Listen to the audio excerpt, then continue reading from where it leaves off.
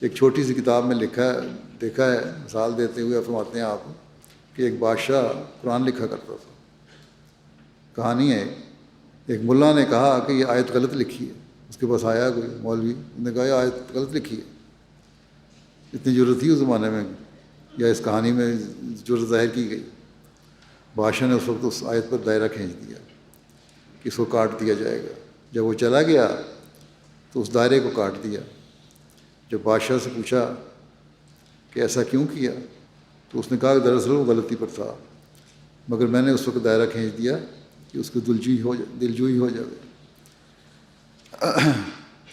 یا اس قسم کا مولوی تھا جو بہت زوردار ہوگا، جس طرح آج کل کے پاکستان کے مولوی ہیں جو حکومت سے جو چاہتے ہیں کروا لیتے ہیں، اور یہ کوئی دلجوئی کرنے کے لیے، ان کی دلجوئی کرنے کے لیے حق کی تائید نہیں کرتی ہے ہماری حکومت، اس بعض لوگ ہمارے لیڈر، بلکہ خوف سے، ملا کے خوف سے کر رہے ہوتے ہیں۔ بہرحال بادشاہ نے اس دائرے کو کھینچ دیا کہ اس کی دلجوئی ہو جائے، اس کو کاٹ دیا۔ حقیقت میں مولوی غلط تھا۔ آپ فرماتے ہیں یہ بڑی رعونت کی جڑ اور بیماری ہے کہ دوسرے کی خطا پکڑ کر اشتہار دے دیا جائے۔ ایسے امور سے نفس خراب ہو جاتا ہے، اس سے پرہیز کرنا چاہیے۔ غرض یہ سب امور تقویٰ میں داخل ہیں، اور اندرونی بیرونی امور میں تقویٰ سے کام لینے والا فرشتوں میں داخل کیا جاتا ہے، کیونکہ اس میں کوئی سرکشی باقی نہیں رہ جاتی۔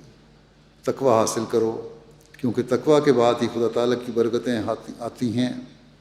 متقی دنیا کی بلاؤں سے بچایا جاتا ہے، خدا ان کا پردہ پوش ہو جاتا ہے۔ جب تک یہ طریق اختیار نہ کیا جاوے کچھ فائدہ نہیں۔ ایسے لوگ میری بیعت سے کوئی فائدہ نہیں اٹھا سکتے۔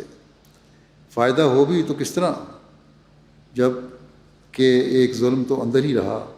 اگر وہی جوش، رعونت، تکبر، عجب، ریاکاری، سریع الغضب ہونا باقی ہے جو دوسروں میں بھی ہے، تو پھر فرق ہی کیا ہے؟